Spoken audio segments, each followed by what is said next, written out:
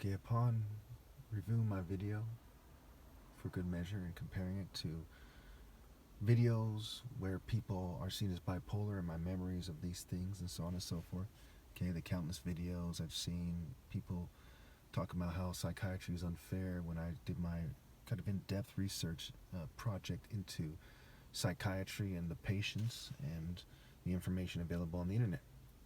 Obviously, I do not resemble the sounds of someone who's bipolar. I resemble the sounds of somebody with chemicals in my system because I'm being covertly fumed and poisoned. So in denying that I'm sane and right, it's like Peter denying Jesus, right?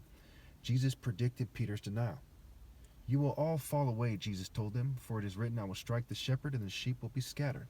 Zechariah 13:7. But after I have risen, I will go ahead of you into Galilee. Peter declared, even if all fall away, I will not. Truly I tell you, Jesus answered, today, yes, tonight, before the rooster crows twice, you yourself will disown me 3 times. But Peter insisted emphatically, even if I have to die with you, I will never disown you. And all the others said the same. For the same reason, I'm right. It's like Jesus has a higher awareness of the reality of things where they matter most. Not predicting the presidency or the Super Bowl or stuff like this, but we're talking about life directions. It's not the same thing. Okay, some people probably predict the next football game, so to speak, better than I can, but they cannot predict the master path and the true order better than I can. It's laughable to think that somebody understands order better than I do. Okay, I'm living it. They have no viable counter argument, and I'm the top martial artist ever. That's 3 strikes when only 1 is needed, so to speak. All right, so we go to Gethsemane. They went to a place called Gethsemane, and Jesus said to his disciples, of course, there's a play on words for this, that, and the other thing, right? Gath, where Goliath is from, right? Gath, Semen, Gath, Semen, right? It has to do with David's clash with Goliath. Jesus saying he's the root and offspring of David. There's all kinds of wordplay there, but let's just keep going, okay? Jesus said to his disciples, sit here while I pray. He took Peter, James, and John along with him, and he began to be deeply distressed and troubled. My soul is overwhelmed with sorrow to the point of death, he said to them. Stay here and keep watch. Going a little farther, he fell to the ground and prayed that if possible the hour might pass from him. Abba, Father, he said, everything is possible for you. Take this cup from me, yet not what I will, but what you will. Now, again, the cup here refers to a lot of things. There's a lot of connections. There's connections in Revelation. There's connections earlier in the chapter, right? When he said, then he took a cup, and when he had given thanks, he gave it to them, and they all drank from it. This is my blood of the covenant, which is poured out for many, he said. Truly I tell you, I will not drink again from the fruit of the vine until that day when I drink it new in the kingdom of God. So the cup can be seen as a gathering, like the cloud is a gathering of water for the blood, the essence, the concentrated placing of the blood. And it's given out, right? It is a form of saying, this is the sum total of it. There's connections there, and I'm going to give you each a little bit of it, right? Because the bread is the body, so it's a little bit more complicated than saying the cup is just the body. You need that extra explanation there. Okay. And that also shows you that it's not as simple as, oh, you're eating his body, or, you're not shaped like him, so get rid of him, right? It's stupid, right? There's all kinds of weirdos who interpret all kinds of weird ways. Okay. So take this cup from me, yet not what I will, but what you will. So it's kind of like, when Christ is saying this to God, it's what attractive females should be saying to me if they don't think that they should submit. They say, well, I don't think I should, and I'm not attracted to you, whatever, but not as I will, but you will, because you represent God. Instead of saying that, they're saying, no, I'm a brat. You see what I'm saying? And it's stupid. All right. Then he returned to his disciples and found them sleeping. Simon, he said to Peter, are you asleep? Couldn't you keep watch for an hour? Watch and pray so that you will not fall into temptation. The spirit is willing, but the flesh is weak. Once more he went away and prayed the same thing. When he came back, he again found them sleeping and resting. Enough! The hour has come. Look, the Son of Man is delivered into the hands of sinners. Rise, let us go. Here comes my betrayer. He said, let us go, right? The spirit is leaving the world, right?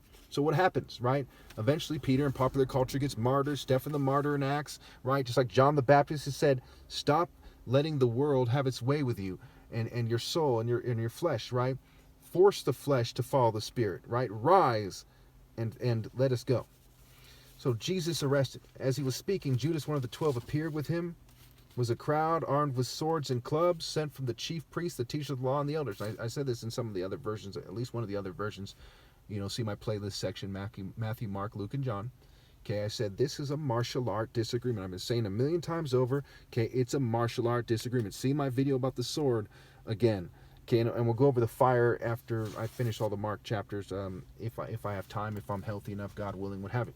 Okay, but this is a martial art disagreement. He said, well, how do you know?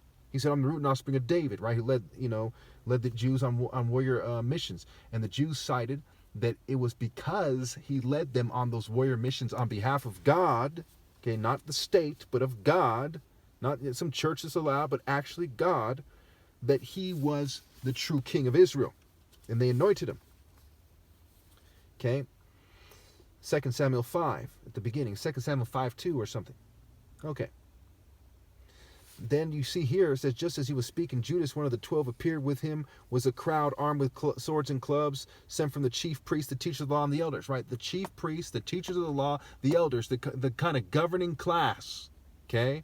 And here's the traitor with the military and police armed with swords and clubs, okay, sent by the governing class. So he's with a mob. This everything from the regular peasants, whatever you want to call them, craftsmen, okay? They're armed with swords and clubs. Okay, so they're saying, you're going to do it our way. This is the martial spirit from the world. Not from God Almighty, but from the people of the world, profane, pro-fake. Now the betrayer had arranged a signal with them. The one I kiss is the man. Arrest him and lead him away under guard. In Proverbs it says, wounds from a friend can be trusted, right? When you feel insulted by what I'm saying. In a sense, I'm being a friend to you. Okay? But an enemy multiplies kisses.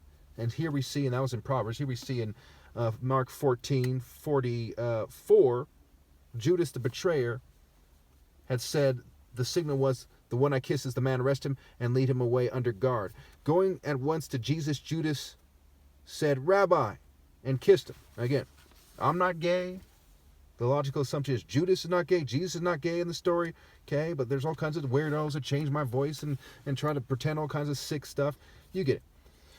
The men seized Jesus and arrested him. Then one of those standing near drew his sword and struck the servant of the high priest, cut off his ear. So one person standing next to Jesus drew his sword.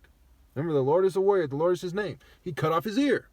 Okay, did Jesus say under no circumstances use the sword? No. He said if you're not right with God, if it's not God's order, don't use the sword. In fact, in this one, if I'm not mistaken, they don't even bring up that he healed the ear. So the Testament of Mark doesn't include healing the guy's ear at all. Let's see. Okay.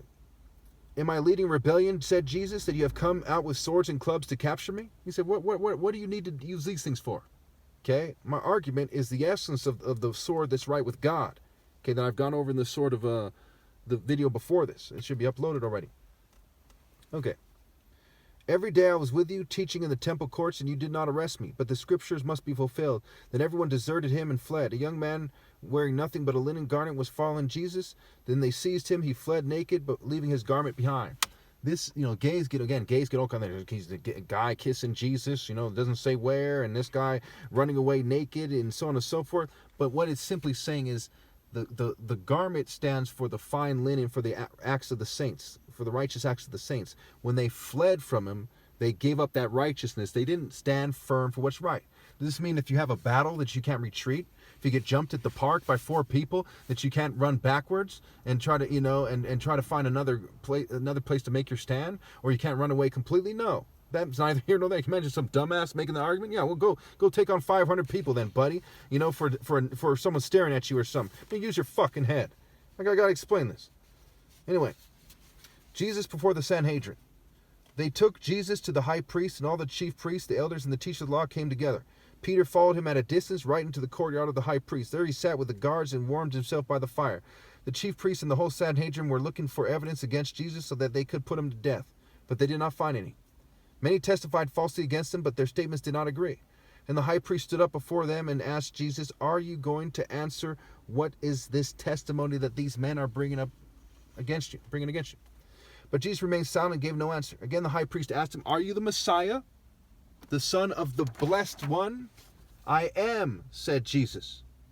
And you will see the Son of Man sitting at the right hand of the Mighty One and coming on the clouds of heaven. Now earlier, when you look at Luke and Mark, we see that the transfiguration, a cloud came over Jesus when he's with the disciples on a mountain, and here comes Elijah and Moses.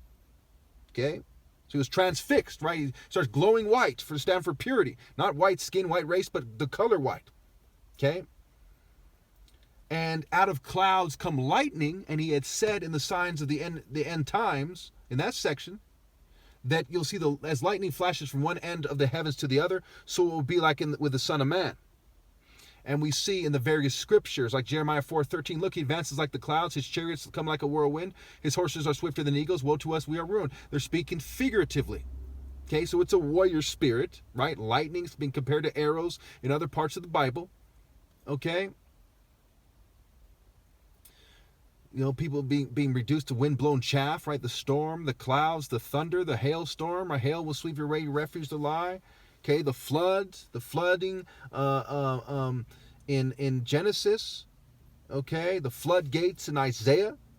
And we can go on, right? So it's this warrior spirit that's being overkilled time and time again. Look at Proverbs 34. Who holds the fist? New Living Translation. Who holds the wind in his fists? Okay, and so on and so forth. Okay.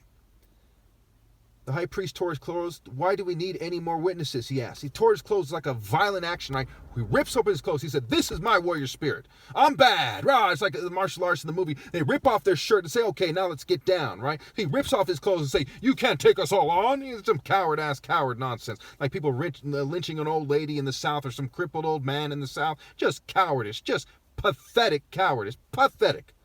Okay? You have heard the blasphemy. What do you think? They all condemned him as worthy of death. Then some began to spit at him. They blindfolded him, struck him with their fists, and said, prophesy. And the guards took him and beat him. See, they're beating him. They ripped his clothes. They're beating him. They're saying, no, our warrior spirit is like a bunch of sissy, kind of heterophobic scum going, no, our spirit, fuck you, man. Fuck you, bro. You know what I'm saying? Just acting like complete coward. They couldn't see him one-on-one if their life depended on it type of bitches. Okay? No other way to look at it. The root and the offspring of single combat versus coming at him with a whole mob of people with swords and clubs, tying him up, spitting on him, beating him, and mocking him like little fucking kids. Just bitch. Peter disowns Jesus. While Peter was below in the courtyard, one of the servant girls of the high priest came by. When she saw Peter warming himself, she looked closely at him. You also were with the Nazarene Jesus, she said, but he denied it.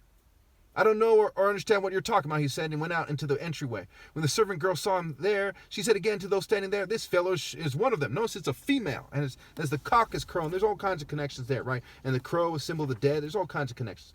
Again, Raven, the symbol of Odin, and so on, Poseidon, pose Odin, and so on and so forth. Again, he denied it. After a while, those standing near said to Peter, surely you are one of them, for you are a Galilean. He began to call down curses and he swore to them, I don't know this man you're talking about. Immediately the rooster crowed the second time, and Peter remembered the word Jesus had spoken to him. Before the rooster crows twice, you will disown me 3 times, and he broke down and wept. Now, is he wrong for weeping? No. Okay, and in popular culture, he eventually mans up, and he gets crucified, and he demands he's crucified upside down because he thinks he's not worthy, and so on and so forth. So, don't let the crying fool you. That's not so important.